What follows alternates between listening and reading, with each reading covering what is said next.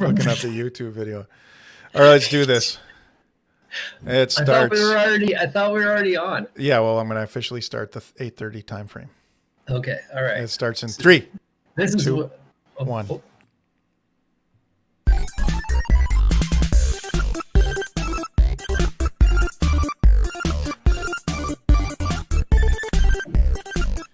I love this royalty-free music by what's Kevin MacLeod.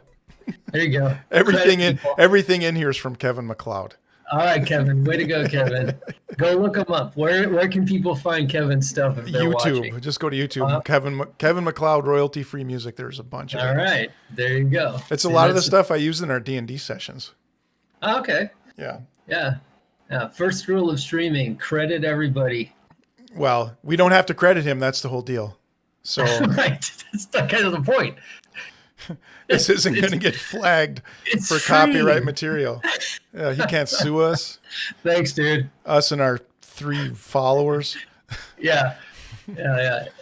I get when I go, I've done live stuff with Monkey King a couple times, like Pop Shop stuff. Oh yeah? Yeah. Well, just once we did DesignerCon. DesignerCon was all live, and it was awesome. We had like a couple hundred people on all at once. And just like, we were just kind of like selling stuff in real time. Like, hey, we got this thing. If you guys want this, and then. When was that? Decon was about a month ago. Oh, and so you were kind of forced to do it that way because of COVID, but.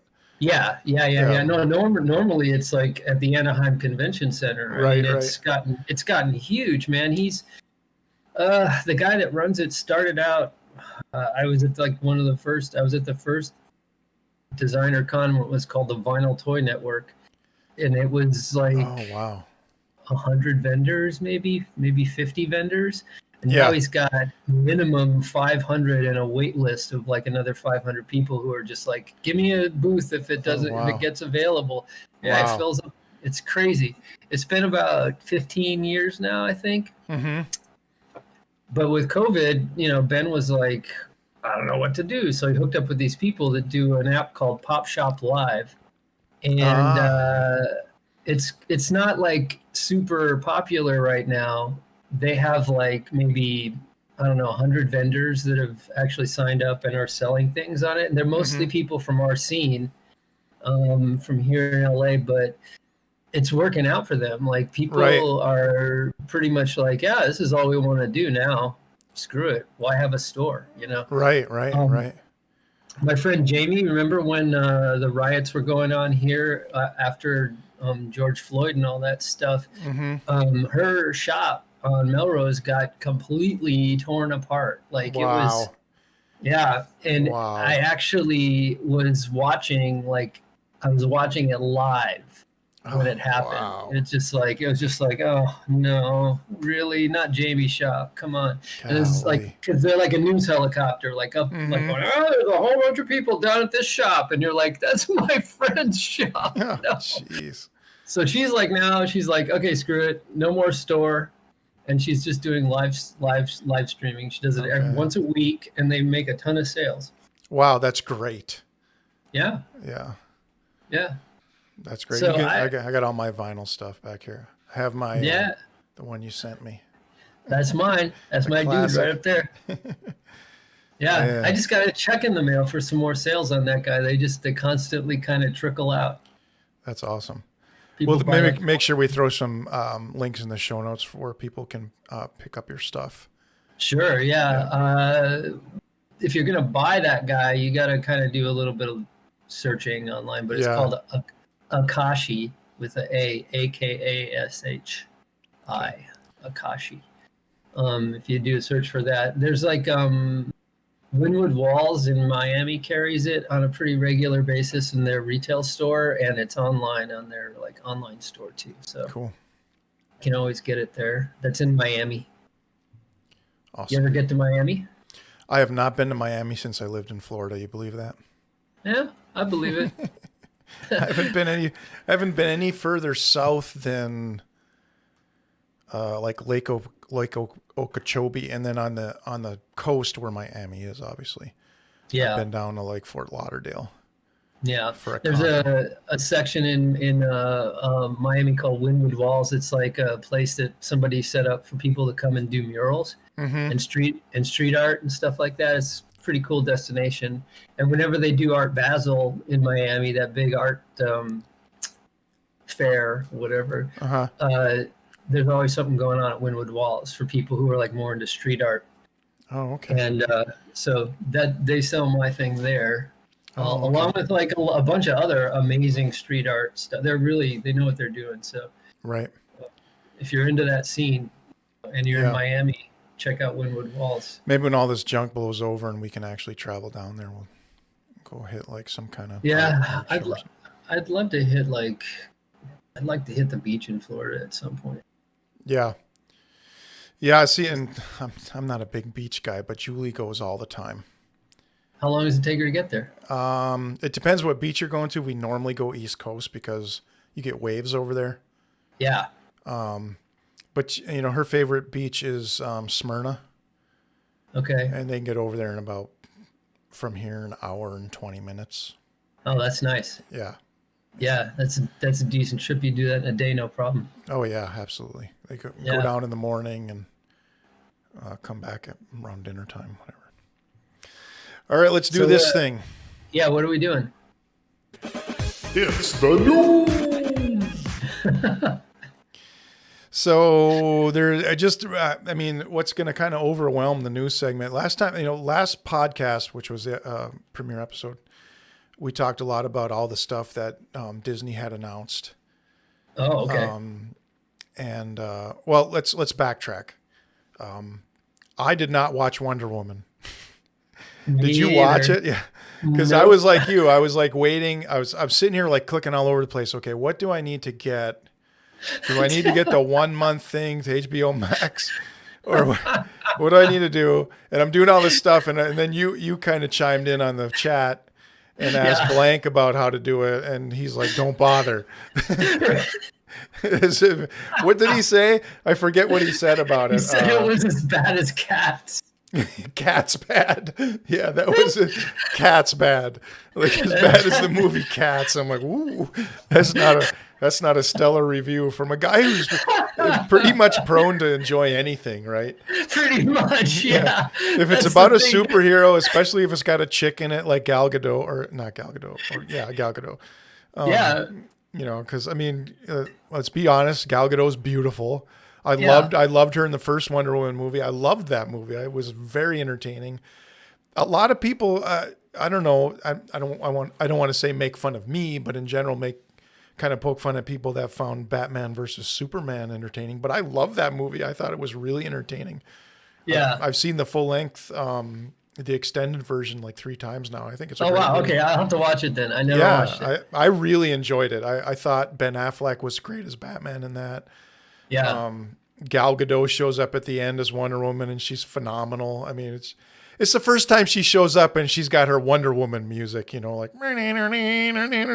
it's really bad. Yeah. Gotcha. Linda Carter's in the background going. Yeah. Did you see that? That's in the news. That's a news thing. Marianne died. Oh, I did not see that. Yeah, Oh, she got gosh. She died from COVID stuff. Really? Mm-hmm. Where was she living? Out there in LA? Probably out here in LA. I'm not sure, but yeah. It was Wow. I was always a Marianne guy myself. Oh yeah, Ginger or Marianne? Marianne. Yeah, Marianne. Hands down, And then hands down. so the first thing I had to do was Ginger was too obvious. You're right. And so I had to look up, well, I looked up some pictures of Marianne, and I forget the actress's name, unfortunately. I should. Yeah. She aged really, really well. She ended up, always really pretty, and, just had this kind of Geez, how old was she? She was 80 something. Oh, wow. Yeah. But here's the flip side. I looked up Ginger and that actress. Yeah, rough. Pretty rough. Pretty rough. Yeah. So we made the right call when we were in 3rd grade. We made the right call. We knew that Ginger was. If I'd have ended up with Marianne, I'd have been good. If I'd have ended up with Ginger, it'd have been like, whoa. oh, she, it ended up being like, you could tell there was some plastic surgery nightmare, down the road coming up for her. And that's what I think ended, it's just like, I don't know, the attitude back in, you can sort of tell back in the day, like their attitudes were like completely different. One was like really self-involved and the other one was kind of like, just sort of naturally attractive and kind of like free flowing and stuff. And Ginger was always just like, hey. And she wore jean shorts. Hey, how's it going? And you're like, yeah, okay, I get it. 12-year-old Bondi and Nada like, sitting in our basement. I'm whipping your tail in a pair of jean shorts. Yeah. You got a $600 gown on, and it's not. What was the order of like reruns for us? Because it was like they were the same shit was always on at the same time. Like Gilligan's Island was always paired up with something like. Yeah, I mean that thing was on a continuous loop. Every day on cable forever. Practically. I mean, you could binge watch it in the summer, like they'd show it every scene. Pretty much. Like 2 channels. Flip to a different channel, and then it's like on there. Yeah. Oh, this one's in season 1, and this channel's in season 3. Yeah, this one's really late. Oh yeah, this is when they like actually. Whatever. Yeah. But. Tom Frank had a whole Gilligan's Island routine in college about like how they your comedian roommate. How they almost get off the island. You see that one? Yeah, but see that one? And then Gilligan screws it up. Did you see that one? Same thing with Scooby-Doo, where they like they find a ghost, but it turns out to be the janitor dressed up like a ghost. Oh, I would have never guessed it. Old man Jenkins. Yeah, I got away with it too. If it wasn't for you meddling kids.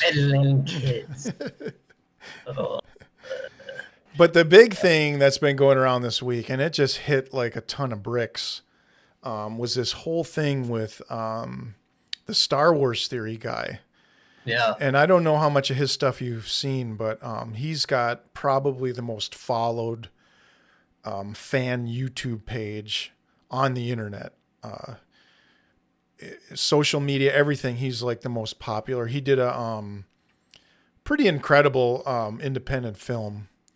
If as far as a fan film goes. Which one was it? It's called Vader Shards of the Past. I might have seen that. It's pretty insane, and it gets into the whole thing about what's really going on inside of Vader's head. Like, all of a sudden Vader's half man. And he still is like angry over Padme being basically taken from him by the Emperor. Yeah. And so Vader is going in his mind over how he would kind of like to get revenge on the Emperor for that whole thing. And right. It's pretty insane. Rave reviews online about that.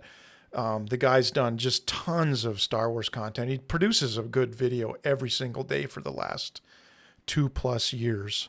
Wow. But he live streams himself doing a lot of stuff. Like he'll live stream himself opening like gifts from fans, going to different experiences. And he live streamed himself watching the Mandalorian season finale. Now you've seen that now, right? No, I haven't. Are you serious? On like downloading them. I know. No, now we can't talk about it, right? Right? And that part where Luke comes in, whatever. It's okay. Well, how could it not be spoiled for you?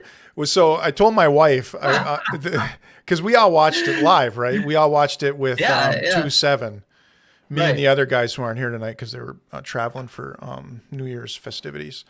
Me, Kitus, Marcus, Manel, we used 2-7 to watch it at the same time together, and it's pretty cool. I got to give another plug to 2-7 that they set up a pretty neat piece of software online where there's a video feed there, and it works. Roll20 should call the people at 2-7 and figure out how they're doing their streaming video, because Roll20's video is just terrible.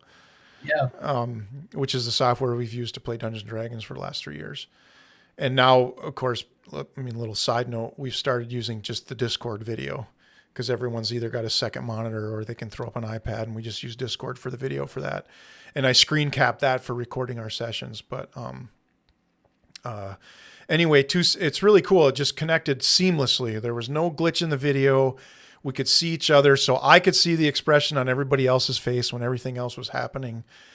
And that last sequence of the season finale was just, I mean, I know I had a look on my face, and I could tell those guys had a look on their face, and we're just like, holy cow, man. We've been following this since we were, 9.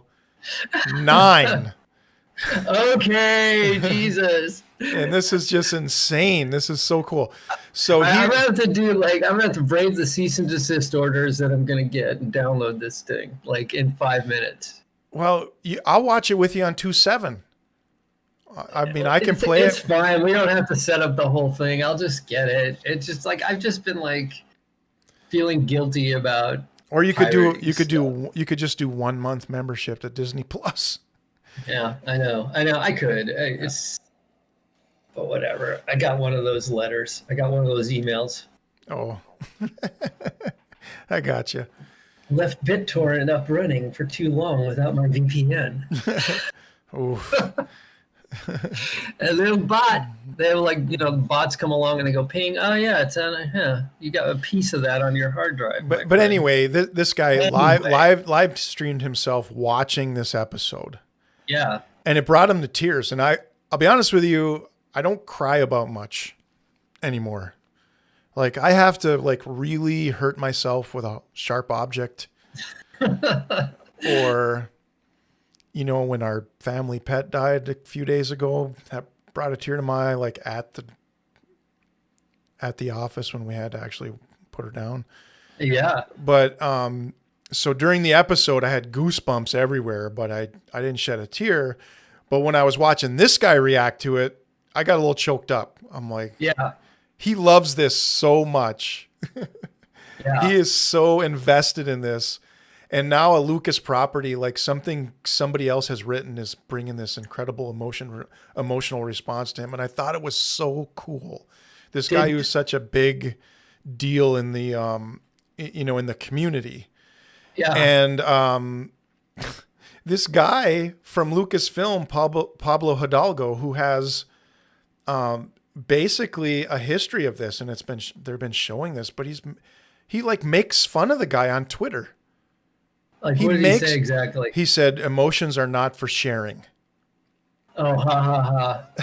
Yeah. And it gets this huge feedback. And then the guy makes that, Pablo Hidalgo makes that thing that he said, he screenshots it and makes it his picture in Twitter. Uh-huh. So that everybody coming to his Twitter channel sees his response. It's just an idiot. And I'm just like, what are you doing? Well, I mean, he's an executive. He's, he's at the top. But the thing is, he has a history of this, right? He is and I didn't know a lot of this. I mean, I knew there was this sort of, you're living under a rock if you don't know that tons of diehard Star Wars fans were not pleased with, episodes 7, 8, and 9. Yeah. Force Awakens, whatever. Right through Rise of Skywalker, right? So there's a ton of people that were just like, what are you doing to this beloved franchise? Now, I went and saw those movies. I went and saw the first one, Force Awakens, and I was like, okay, that's pretty cool. All these characters are coming back. They've introduced some new people. It was entertaining, and I thought it was cool, and that fits in. And this is just my opinion, Yeah. I saw 8, and I'm like, why? Okay, I'll watch it. Nobody listens to me anyway. Who cares? My 2 friends. I'm not that. And then I saw episode 9, and I'm like, what's going on? Like, what is going on with this film? But not as bad as 1, 2, and 3. They're not, but 1, 2, and 3 kind of screwed up the past. You know what I mean? Oh, okay. Got it. Yeah. Where 7, 8, 9 now is effing with characters that, so I don't know. If you kill off Han Solo, it's got to be for. I'll say 7, 8, 9. The dialogue wasn't as horrible as 1, 2, and 3.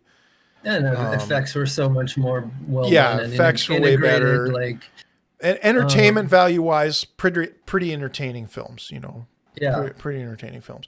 But there's also a group of people who aren't big fans of 1, 2, and 3. They kind of think those kind of screwed some things up. But they kind of, you know. So circle back to Pablo here. What's his problem? Well, so it turns out, and I mean, so the reason I got into that whole thing is like a lot of people, you know, saying that it's common knowledge that people were not happy with 7, 8, and 9. But it's not common knowledge unless you're kind of following it and keeping up on social media and all the news that goes around that there's really these two camps inside of the Star Wars franchise. There's the people that, like, since Disney purchased everything and Kathleen Kennedy took over, that they're like trying to create this whole new Star Wars thing. And they kind of make fun of there's a history. I mean, it's a documented history. They kind of make fun of or put down those fans that are like, you're ruining, you know. Yeah. And even within Lucasfilm now, there's sort of that group of people that agree with that group of people that say you're kind of not following the Star Wars tradition. In other words, there's like the George Lucas Star Wars people and the Kathleen Kennedy Star Wars people. Well, where does Jon Favreau fall in the? Well, I don't want to speak for him, but from what I understand, he was not a big fan of 7, 8, and 9. And if you just look at what they produced in The Mandalorian, it so pays homage to the history of the franchise, right? Even introducing new characters and, you know, speaking of characters from canon and stuff like that. And him and Filoni, well, he wasn't involved in Rebels and the Clone Wars, but Filoni was pretty good at not sort of knocking what had come before, you know, saying, well, I'm creating this new thing. And if you don't like it, it's because you're not, you know, cultured enough to see the future of Star Wars, which is kind of where this one camp is kind of coming from now. And it's kind of like, it's okay to think that way, but when you start saying it on social media in front of everybody, and this Hidalgo guy has gotten like huge pushback from the community, to where he called this guy from Star Wars Theory, What? you know, that he made fun of. Yeah. And the guy wouldn't take his call. He's like, look, you already said it. You waited too long. Issued a pretty fake apology over the whole thing. Yeah. And and even Disney now is advertising for somebody to manage their social media presence. Oh, I see say, this. hey. I'm looking at all the news right now, and I'm looking at like, oh boy.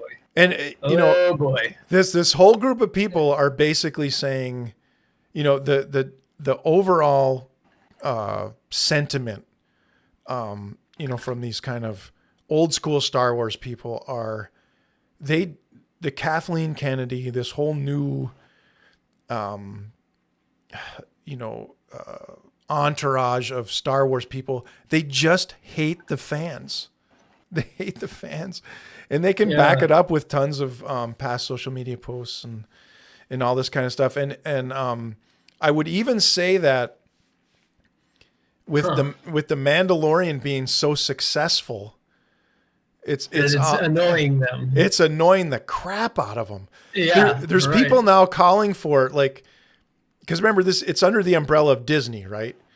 Yeah. So you've got people that are saying, even during this COVID thing, when and Disney's getting a lot of traffic. I mean, I live here, right? You were here. I live 40 minutes from Disney. It's getting a lot of traffic, even with the situation we have going on with the virus and everything. But you've got little kids and stuff showing up at Disney saying, "Why can't I see Baby Yoda? Where's the Mandalorian?" So there actually has now, from what I understand, and I don't want to talk out of turn, but the buzz is that they're actually meeting to say, how can we make Galaxy's Edge more fluid? Right, where it's not. They got to integrate these two different. Well, because right now it's stuck in episode 7, 8, and 9. That's the universe it's stuck in, right? Yeah, right. And if people lose interest in that, it's going to be like people are showing up and say, I don't want to meet Rey. I want to meet Baby Yoda and the Mandalorian. But, that's eventually going to be old news too, right? Yeah. At some point. Yeah. So they're kind of trying. Once they open up like the grand extravaganza experience, which we will all have to do, by the way. Yeah. Once that like comes all together and stuff, then it's just going to be like. But you read the original vision for that thing, right? What it was supposed to be is, okay, so that whole like completely immersive Star Wars experience was supposed to be this thing where you enter the park, okay, and you give them, here's my pass for the Star Wars experience. And then they usher you into this building where from the minute you walk through the door, the rest of the time you're there is like you're actually immersed in the Star Wars universe. Yeah. So they're gonna do this whole thing where it looks like you're taking off in a ship. So there's projection screens on the roof. If you look up, it's gonna look like you're going up, launching off the surface, and the whole room's gonna rumble. And then it's gonna look like you're docking on the ship. And when you get off, you're at the hotel. Yeah. But it's completely immersive. Every window in the place is some kind of screen looking like you're looking out at the Star Wars landscape. And then you're going to be able to take a shuttle from the hotel directly into Galaxy's Edge. So it will look like you board it. And again, part of that's going to be done as visual effects inside the thing, obviously, whatever you board. And then right until they drop you off at Galaxy's Edge, and then here you're going to explore the planet. Obviously, they're going to let you, if you want to, go out to whatever. Yeah, the rest of Universal Studios or whatever. I'm sorry, you cannot move beyond this point. Okay, but no Indiana Jones for you. I'm sorry. Indiana Jones. No, there's no Muppets in Star Wars, so except for the Ewoks. Yeah, you can't. You can't go past this point. You got to get on another shuttle with like another planet so that you can go to like Earth again. Yeah. But this thing still depends on your destination being Batuu. Right. So they're either they're gonna have to do one of two things. They're gonna have to keep doing it the way they do it. Right. Because I'm sorry, I do believe this. The characters created in 7, 8, and 9 they do not have the shelf life of the characters from the original trilogy. Probably not. No, I mean, 5-10 years from now, no one's going to give a crap about meeting Kylo Ren and Rey. No one's going to care. But it depends on where they go. Right. But I'm just saying, well, yeah. Right? That's the whole thing. It's like if they decide that they're just going to like blow out that storyline if they continue it. Yeah, if they continue it more elaborate and more crazy, like what if Rey turns out whatever. But right now, according to that massive thing they did, that huge I don't know if you saw that whole media unveiling of all the stuff that's in the future of the Star Wars franchise. No. That's not a part of it. Okay. They're talking about all the new Disney series. They're doing one on that focuses around the guy from Rogue One, who was the main guy in Rogue One. He's like a French guy. Oh yeah, sure. So they're gonna do like a mini series with him. Of course, they're gonna do the Book of Boba Fett, which is gonna be like a mini series. It's not gonna be like a whole year-to-year series. They're going to do like a 4, 5, 6 episode full-length deal with him, Book of Boba Fett. But there's a ton of stuff introduced, but none of it we're continuing the stories of Rey and Kylo. In fact, the next feature-length movie, I believe that they mentioned, again, don't take my word 100% on this, but was going to be to do with Rogue Squadron. Mm-hmm. So even that is a retro thing, right? I mean, Rogue Squadron is Rogue Squadron from in the Episode 4 era, right? The New Hope era. Right. So maybe they break it into like eras. You know what I mean? Like they could have like but they are talking about a new era of Star Wars film, and from what I understand is they're getting not Johnny Depp. What am I thinking about? God, what's his name from? You're getting old, dude. The Matrix. Keanu Reeves. Yeah. So he's all over the place being mentioned that Keanu Reeves may be a part of this new. There is a new trilogy coming, but they kind of want to separate themselves from anything in the current Star Wars timeline by a really big gap. So they either want to go way before episode one or tough, way after. Dude, it's such a tough question. Like, who's at the helm here? And now you've got Hollywood involved, big Hollywood. Like when you and it's just it's what's happened like with the first 3 episodes, or having it go from like being the small independent thing with Lucas having full control, to like eventually just selling it off to like a bunch of other people who are like, we can do cool stuff too with this franchise, and they kind of like decide to morph it into something, and it's inevitably it doesn't have the same kind of like spirit that it doesn't, that especially for those first 3. I could go on and on forever about how much I hate them, but it's like just the writing in general is like you can just tell like this was written by a fucking committee where everyone had to compromise because like some genius like this guy over here, what's his name again? Pablo Hidalgo. Right?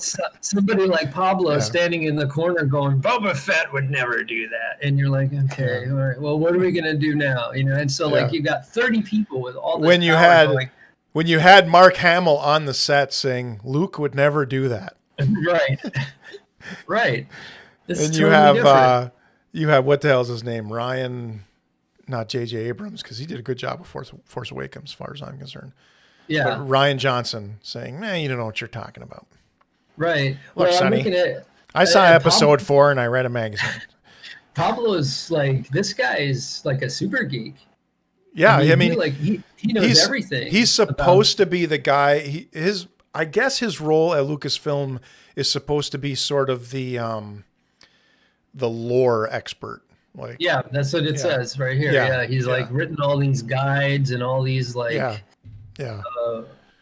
but he, according to everyone who chimes in on this, he's a part of the old Star Wars fans who see him getting upset or wanting to poke fun at somebody that is, I'm sorry, I got to spoil this for you, buddy.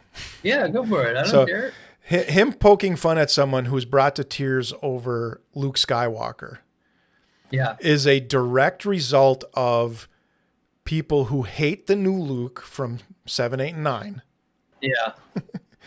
But love the character that was immortalized by George Lucas in 1979, the first time we saw his whiny little butt come out of that hut and talk about he didn't want to buy droids because he wanted to go to Tashi Station to pick up some power converters. Power converters, of course. Yeah. That's what it is. It's not...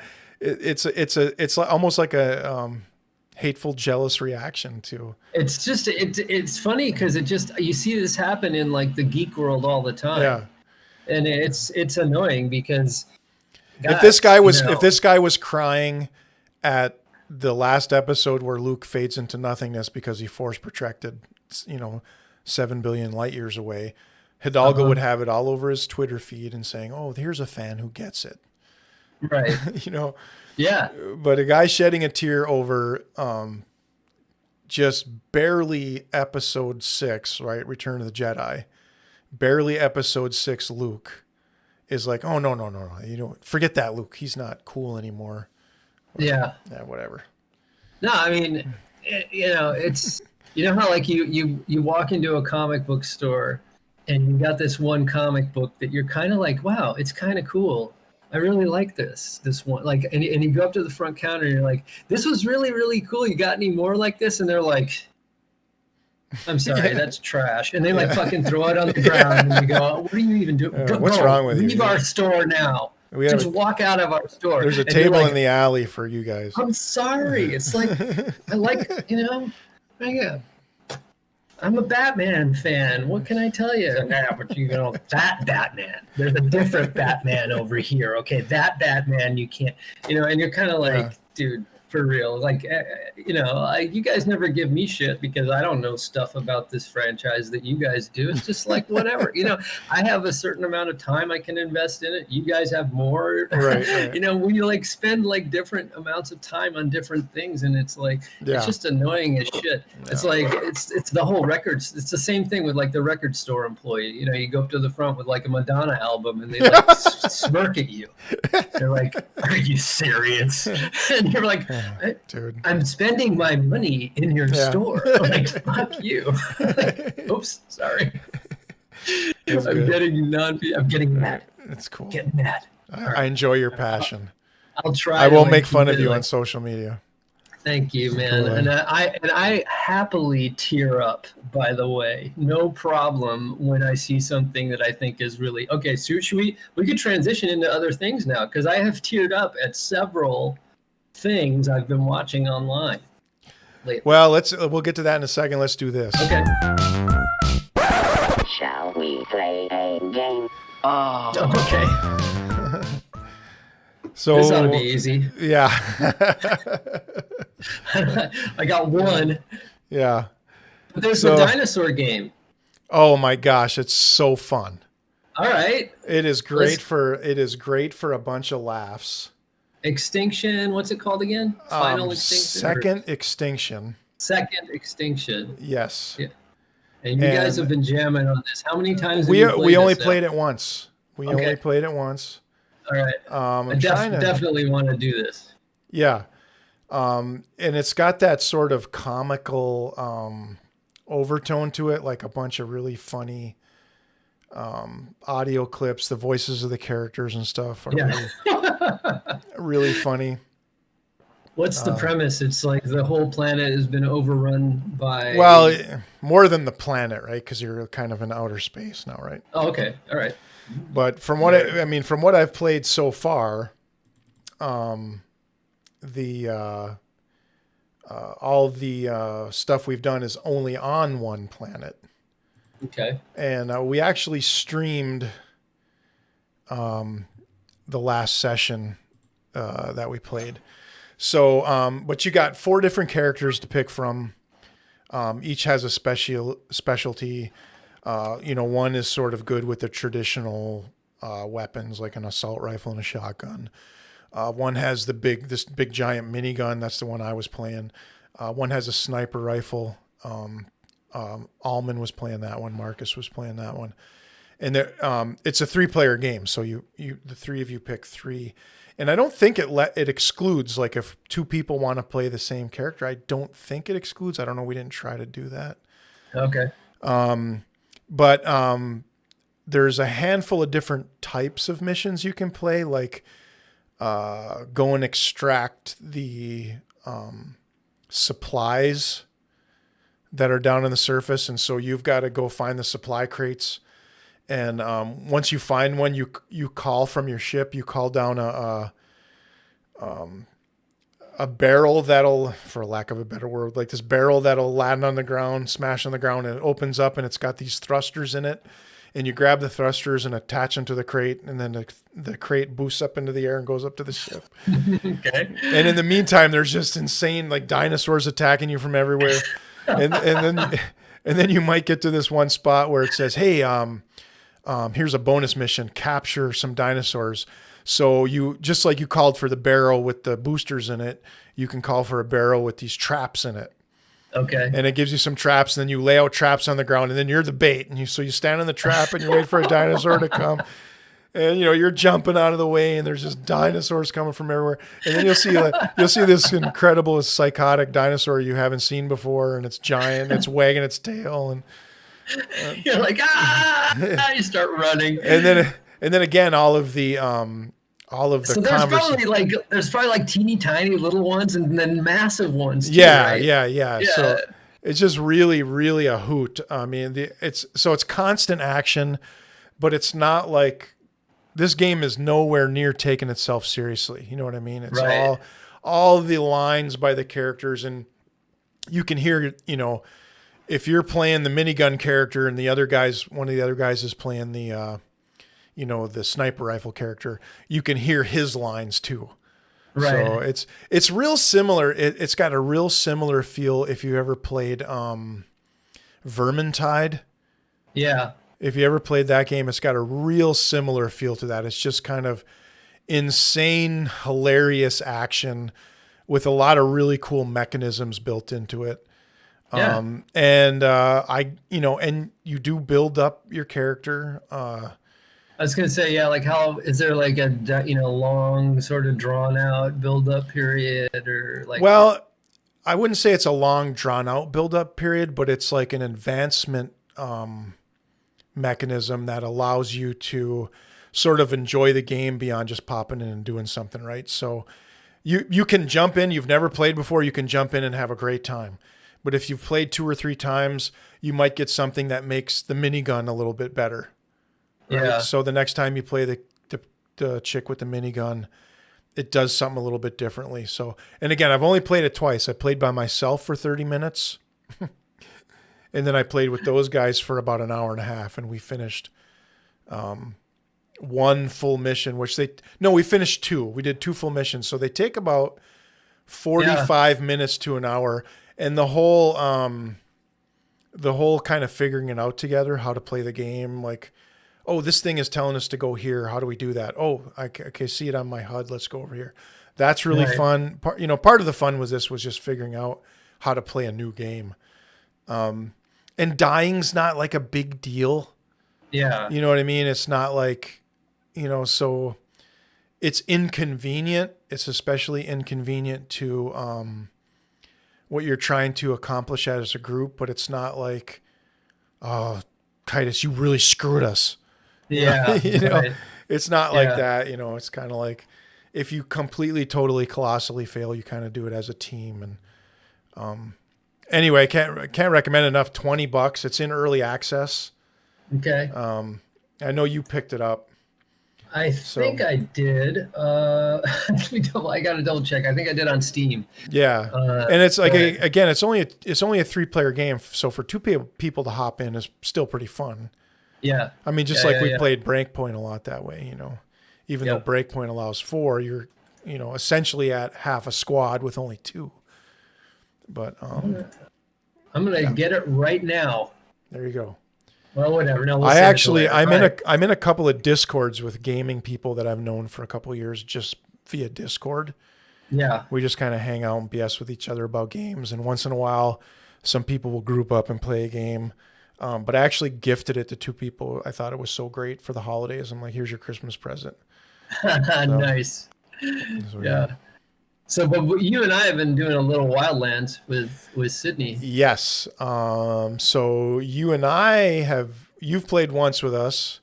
Yeah. But we've been playing a lot. We've been playing a lot. Okay. So Reese works for Universal, right? And so this is your son Reese. Reese. Yeah. My son Reese. So I got 3 boys, 4 boys altogether. 4 boys. 3 + 1 is 4. Yeah. The reason I said 3 is because 3 of them actually play video games from time to time. But gotcha. So there's the video game kids, and then the one kid that doesn't. Kid that doesn't even have a PC.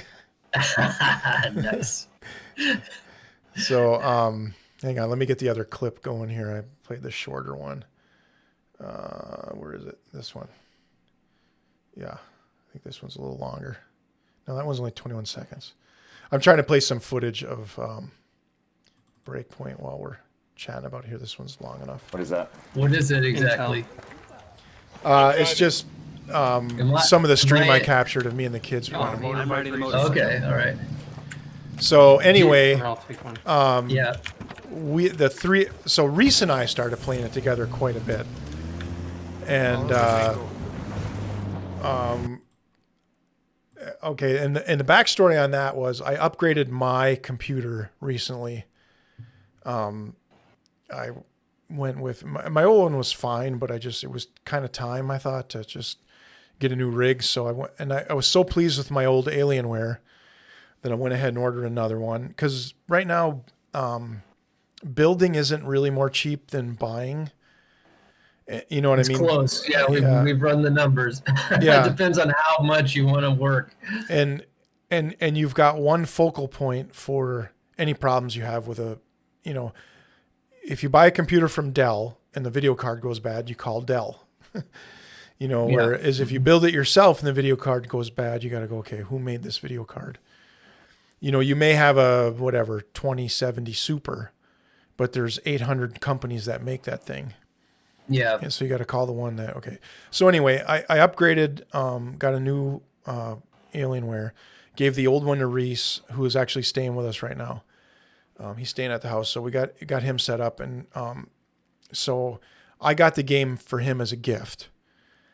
And we started playing together, and then talked to Sydney prior to the holidays, saying you should grab it, and then the three of us can jump in. So Sydney played a little on his own and loved it. So the three of us have been playing together quite a bit.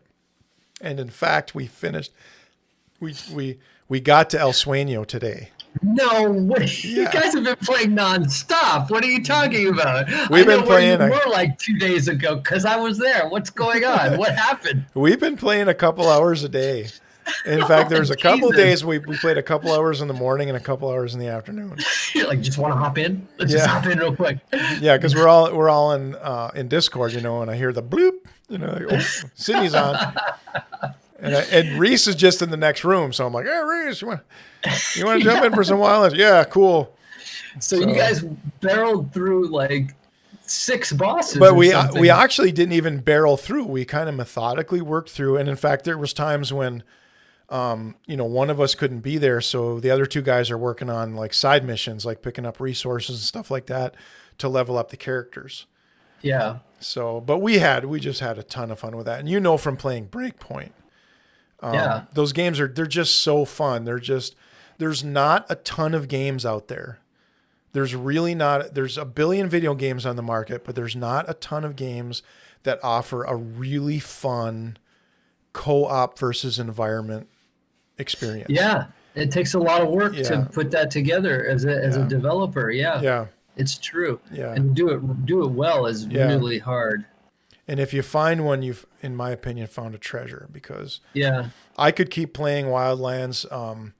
So there's 2 endings to Wildlands because you can take out part of the cartel and still get to El Sueño, right? Without taking down the entire cartel. But then there's that ending for taking down El Sueño. And then there's another ending for basically eliminating the cartel from Bolivia. So we're gonna work on that next. I think you need to. I think it must be done. Like in Breakpoint, we were like, at some point, like we had played every single mission, like to the point where somebody else would come along and be like, have you got any that you haven't done yet? Any? But I will say this. Someone would be like, I got this one over here I haven't done it. We're all like, yeah, let's go do that. And then we'd be like, oh yeah, this one. Done it 3 times already. You're right about that, but I will say this. I was telling these guys this last week. I've been playing now without the heads-up display. Uh-huh. Okay, so I just have a compass tells me of whether I'm going north, south, east, or west. So Okay. I don't see enemies on my radar. I can't tell any of that stuff. And I turned off the detection meter. Right.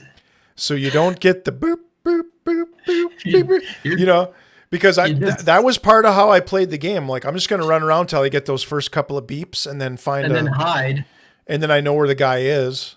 Yeah. And now you can be like, you're creeping around and you think and you really got to look around. You're like, is there somebody up there in that tower? Yeah. And then you right think, around okay, the corner, you're just like, I'm good. And all of a sudden, thump, friggin' sniper rifle round hits you and you're almost dead. And actually, if you played on a slightly higher setting that I'm playing right now, sniper rifle takes you out. Right. So it's a whole new game. Like when I would go in before on my own and say, I'm just going to go tear through this base for fun. Yeah. I could do like a moderate size base in maybe 5-10 minutes. Yeah. It'd take me twice as long, but I could do it. Yeah. Yeah. But now I'm crawling around one of those bases for 20, 30, 40 minutes. Right. And if I get spotted, I'll go hide and lay prone until, Right. You they just stop looking for me, and then I'll start going back. And I'm doing tons of okay, I know that guy's by himself. Because you can send up a drone and still see people. You just can't mark them and then see them on your HUD. Sure. So I'm like, okay, that guy's just around the corner. The other guy can't see him. Right. So I can slip around the corner and grab him, stick a knife in his chest. And then maybe hide the body even. I've been doing a lot of that. I grab the guy, bring him in this room, Right. drop him down, and it's fun. Wow. It's a super fun way to play the game. So I'm kind of looking forward to when I finish Wildlands with these guys. Hey, let's go play Breakpoint on this setting. I'm down. Yeah, definitely. Totally, because Yeah. I've done it. Like I was really scared to do it. I was like, oh, this is gonna suck, and whatever. But it took me back to when I first started playing. Right. Because that's the Where- default setting when you first start. But you're also so inexperienced, and you're kind of Right. like, I can't just run up on these guys and start unloading. And you're like really super careful. Mhm. You're like, oh. Yeah. And it's totally fun. But then once you start to become a badass, then your gameplay changes a little bit, and you're just like, Right, okay, I'm gonna right. boom, boom, boom, boom, boom, boom, Yeah. boom, boom. Okay, bye. Now I'm over here, and that's fun too. That's Yeah, because totally fun too. with those settings with the assault class, so if you've got assault class leveled up to 10, and with your super ability where you kind of basically it's adrenaline and you don't drop as much health, It's and- meth. Let's just be honest. You're like, oh, and man, every thank you. time you hit somebody with a shotgun, it replenishes your health. I literally could just run into a base with the HUD on and start shooting. Right. Okay, there's a red dot behind me. I swing around and shoot him, and then my health goes up. And then I go to the next guy and shoot him. My health goes up. Right. So this is, it's a much more realistic way to play. And But you can still do that on the tough settings too. It's just that it's rare that there's so many guys. In right, one you don't spot know. where You can take advantage of it. Yeah, you don't know. Yeah, because it wears out pretty fast if you're not killing people. Yeah. You got to consistently be killing people over and over again. And then I played a little bit. Played a little bit of a game because some people were really bragging on it called Grounded. Huh. Where you are basically a 3-inch tall teenager. And again, you can pick from Oh my God. 3 or 4 different characters. Okay. And so you're running around and picking up pebbles and stems and you can craft things from these things. And if you kill an ant, you can turn it into armor. And I love these games. That's my favorite kind of game. I like that. That's my. And favorite. it is a co-op game, so that might be a fun game for us to co-op play sometime. But Okay. I only played it for a brief period of time. But the graphics are very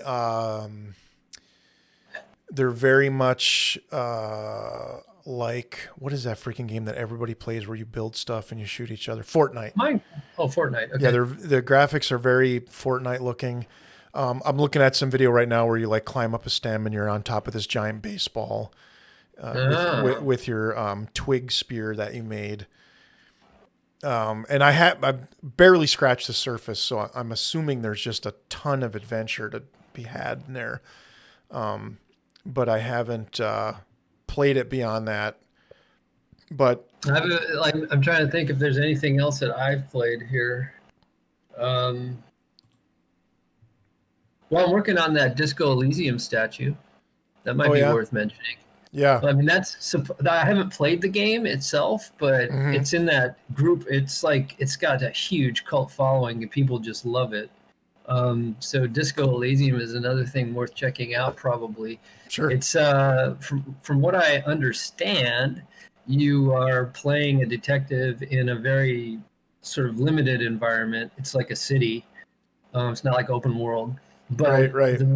They rely mainly on a bunch of different personality traits that are sort of esoteric and weird to construct a person. And you develop these different features, you have pain tolerance, and then but you've also got empathy, you know, and then over here you have volition, which is, I guess, your will, how strong your will is.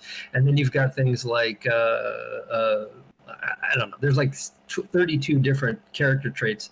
And you develop your character based on that. And then the adventure happens. It's pretty much the same adventure, but the whole point of it is to try it all out again and again with like different personality types. Like you develop a psychopath the first time maybe because you're just like you're feeling like crazy and you just want to go off on people, and then the second time you try to develop like a Buddhist monk type character, and different, and it happens differently every single time because people react to your personality, and like it's like kind of D&D that way. Like 5e, how we are employing like perception, or we're employing like arcane knowledge or whatever. It's that kind of thing too. So cool. I don't know. That's what I've heard. That's what I've heard. I'm doing the statue for the limited box set release. So guys, if you're into like limited edition box sets, go to I Am 8-Bit. I Am 8-Bit is the company that's making it. They did a box set for the game Inside, which was also an amazing game. If you guys haven't played that, if nobody's played that, it's basically like more or less like a mobile game, but it's so good. It's a side scroller, and it's weird, and there's only a few things you can do. Like, it's sort of like, pull the lever, run over here, jump, pull the other lever, run over there, and then it's like puzzle solving, but it's a side scroller, and it's kind of black and white. It's called Inside. I played through that like 3 times. Really? Wow. We have to recommend that to Manel because he's he can totally do it. Yeah, for sure. He was talking last week. He plays some like retro bowl game. It's like a coaching football game that he plays it on his phone because he's constantly moving right in their RV, so he has no internet to play anything else. So. Right. No, this is like, man, it's so creepy and weird. Like I put on my headset so I can get like the full surround sound and turn off all the lights, and it just freaks me out. It's like I'm like on my pad, like on my iPhone, like swiping, going, oh shit. It's great. It takes like 3 hours to play all the way through, but the whole thing is so weird and wacky. By the end, I can't give it away, but like at the end, it's just mayhem. It's like complete and utter mayhem, and it's a blast. So awesome. Totally recommend it. All right, let's do this. I didn't rent that movie. So we're talking about stuff that we've watched. Okay. And admittedly, neither one of us bothered with Wonder Woman. So I'm not going to crack on it. But that was only because of everybody else and what they said. Otherwise, I was full on prepped. I was prepped for it. Yeah. I was like, okay, Kitus, I guess I don't need your HBO Max password. Yeah. So that's over. That's not going to happen. I stopped hunting around for what service I needed to even watch it. But so last time, those guys were talking about. I wish Manel would have been here because we talked about what they were watching and what they were recommending, and everyone's recommended Peaky Blinders. Oh yeah. In fact, my wife watched that entire series without me. Wow. Because there's days when she's off 4 days a week. Yeah. So there's days when you're playing Breakpoint. So what the fuck? What the hell? What the hell? What's she be bothered. But she watched the entire series. So I watched the first episode and really liked it. But he had mentioned, and then Kitus and those guys were saying they loved too. They couldn't recommend highly enough Queen's Gambit. Yeah, it was awesome. So listen to this. Uh-oh. I get up the next morning and I'm like, those guys recommended it. Everyone recommended it. So like a unanimous deal. So I'm going to watch it. So I got up early. I was like 7:00. Okay. Julie had gone to work. So I made some coffee and I watched episode 1. And you cannot watch episode 1 if episode 2 is sitting there. You can't not watch episode 2. Of course. Like I gotta watch up. There's no way I can wait. I can't even get up and make myself an egg sandwich. Like I can't even go make an egg sandwich. I gotta see what happens, right? So I watched episode 2. And I'm like, okay, I really want to know what happens next, but let me hang out. And I went and I got outside, I went for a jog and came back and made my lunch. Okay, let me sit down and watch episode 3. And then 3 and 4 are the same way. It's like you can't watch 3 and not watch 4. So it's like they paired them this way. Like you can't watch 1 and not watch 2. You can't watch 3 and not watch 4. It'll kill you. Right. So I'm thinking, so now it's afternoon and now it's only like, it's only like 3 o'clock in the afternoon. So at some point, it's like 5 hours till Julie's home and out of the shower. So, okay. Negative return on this. You might as well blast the whole day away, dude. That's what's so going on. I watched episode 5, same thing. Can't watch 5 without 6. And then I realized 7 was the last one. Oh, no. So I watched the whole thing in one day. I watched the whole thing in one day. And it was so good. It was so awesome. good. Yeah.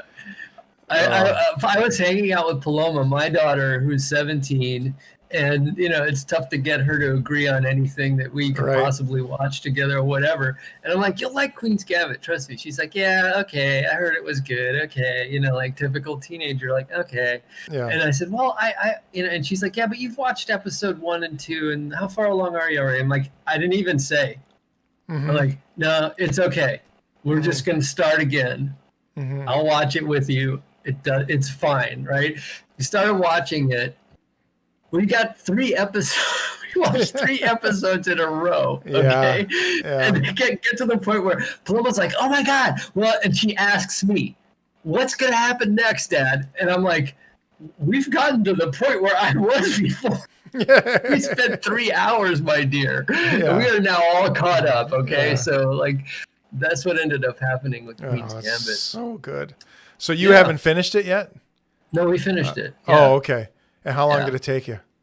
Another couple days after that. Okay, so probably, yeah. It got late after a while. You had to go to sleep, Yeah, I got you. But it's changing the format, like the way people write now. People write stuff in different ways. There's no longer this formula that you follow. You can take like that cool 3-act structure from, say, like old school episodic TV that's supposed to last 30 minutes. Oh, yeah. Those 15-minute I've read all these like script writing books and stuff. You could take that and then put it into something that's exactly 6 hours long, and you got yourself like an interesting structure. Or you do it long, or you do like the movie thing where it's like, how long were those episodes? Queen's Gambit. They were an hour. Yeah. They were just under an hour. Right. Yeah, which is kind of a weird spot for people. Yeah, because most of those things, like Mandalorian, some episodes were 35 minutes, some were 45, some of the big ones were an hour. Right. Where this was, every episode was just under an hour. So, right. Yeah. Yeah. No, I really enjoyed that, and I liked. But I mostly did it for the podcast. Yeah. It was like so you work. could talk. It was like work. It was like work. You had to. You had to. Yeah. It's like, I got to review this stuff, man. What else did I? Okay, so I definitely teared up on that one quite a few times. Yeah. And then this other one that I saw. Well, but people are going to know this because it's not new, but it's called Midnight Gospel. It's an animated show. Oh, okay. Midnight Gospel is kind of weird. It's like a super weird animation by these guys. Duncan T. Russell, who has a podcast that's really good, and he took like his podcasts and took the audio from the ones that he liked a lot and just pitched this idea where like the audio from the podcast would just be running and they would animate on top of it, but the animation itself has a very, very loose link to the narration. Right. Like it's really like there's a totally different thing happening in the animation. It's usually hyper violent and grotesque and bizarre and psychedelic, and there's all this stuff happening. There's creatures, stuff, but he's talking to someone like on a regular podcast. Like he has an interview with Damian Nichols. You remember who Damian Nichols was? No. Do you remember the Robin Hood murders? Those kids who were accused of doing satanic rituals down in like Georgia or something back in the 90s, and they got prosecuted, and then somebody did a documentary about it, and turns out the kids probably were innocent, and there was like these other. Anyway, Damian Nichols was put away for life. Oh wow! For these murders, the Robin Hood murders, and he ended up getting out eventually because of all the activism around his case. And he interviews, anyway, that's like backstory. He interviews Damian Nichols about just all kinds of stuff, Buddhism, all this stuff that he'd been doing in jail and everything that happened to him. And so they're having this whole conversation about like this crazy thing that happened in the media and all these other things that they're interested in, like spirituality and blah, blah, blah. And in the meantime, in the background, you've got like these bouncy, it looks like Yellow Submarine. I mean, it's just like nuts. Right. And the very last episode, and I won't spoil it for everybody, but whatever, the last episode is him talking to his mom and him having this whole deep conversation about life and death, because his mom is actually dying of cancer at the time when they're having the interview. So it's just it's an amazingly beautiful episode. And the name again? It's called Midnight Prophet. Okay. And where can somebody see that if they want to watch it? Or was it Midnight Prophet, or is it Midnight? What am I thinking? I could be wrong. Hang on. I might be like just blah, blah. Midnight Gospel. Sorry. Midnight Gospel. Yeah. And where do you got to catch that? It is on Netflix and produced by Comedy Central, maybe. I'm not sure. Well, it might just be. I think it's produced by Netflix and animated by a company called Titmouse here in LA. And after I saw that episode, I was like, the last episode with his mom, I was just bawling. Wow. Like literally just like bawling. And I thought, I've never been so affected by an animation. Like there are other things going on like right now that make me more emotional than normal. But right. This was like, it just hit me. I was like, that was an amazing and beautiful thing that he put together. Other people may not feel the same way about it, but it's like, it was so touching and stuff. I highly recommend it. And now I'm like lobbying Titmouse to try and get a job over there. Oh, cool. I'm not kidding. I'm like pulling out all the stops. I got a friend who's like an agent, and I'm like, do you know these guys? And he does, actually. So, I mean, we'll see what happens. Awesome. Yeah. Oh, good recommendation. Yeah. What you doing? So, kind of what have you got going on right now? Any art shows or sculpting some stuff for this is like if anybody's out there, this is completely pre-release and I'm not allowed to show it. I'm not seriously, but like the people watching this podcast are not going to have any idea what this is. This is a sculpture for Luke Chu. It's a bear. He's not happy. Okay. He's stuck inside. He's stuck inside the blister pack, and it's on a card back. It's a Ron English card back. But that's what I'm sculpting right now is like a bunch of little figures in different poses. Here, check this out. Here are the other ones. This is the first one, him like just stuck in there. Like, cool. I'm stuck in the box. And then the second one is him like trying to get the hell out of the box, like pushing on it. Awesome. So yeah, that's what I've been working on. A lot of sculpture right now, and just trying to stay busy and do a lot of sculpture gigs right now. I'm probably doing one of these guys a week. Oh wow! Wow. So there's so when you say one a week, you mean a different sculpture entirely? Yeah. Yeah, at least maybe even more. It's just I've been cranking. Yeah. Wow, that's great. Other than that, that's all my like sort of what you doing thing is. I'm pretty much doing that, and I got some firewood for my fireplace. So nice. I saw the picture you posted. It's nice and cozy. Yeah, it's super cool. Is it cold enough there to have a fire most nights, or?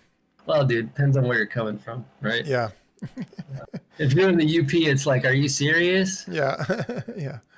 Like, Yeah. not right now. It's It got cold here this week, and I opened up all the windows and put a chook on. What's that here? Oh, I got a new truck too. Here, check this out. Where'd it go?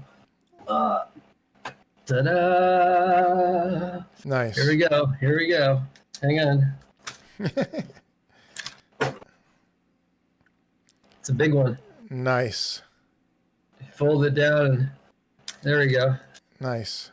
There you I'll go. wear this from now on. Paloma made it for me. She's all Wow. into knitting. That's awesome. Yeah, I can still hear you. Here, let me get mine.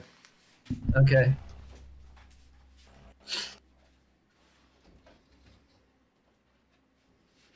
It's not full Upper Peninsula unless it has a ball on the top, though.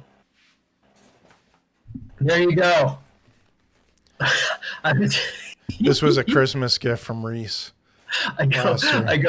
You get up to get it, and I go. It's not full Upper Peninsula unless it's got a ball on top. There you go. And you're like, Michigan State. That, by the way, we should like clarify that this is definitely a green hat you're wearing right now. Yeah, that's great. It may not look it, but it's definitely green. It's not only green in color, but it's environmentally friendly. Gives almost no emissions of any kind. That's good. Good. Yeah. Cool, man. Organic fiber. All right. So, hey, thanks for being here. It's a great episode 2. Yeah, glad to do it, man. Yeah. So we'll see everybody next week. If you can stop by, thanks for stopping by. If you watch during the week, thanks for watching. And hope you had a Merry Christmas. And hope everyone has a great New Year.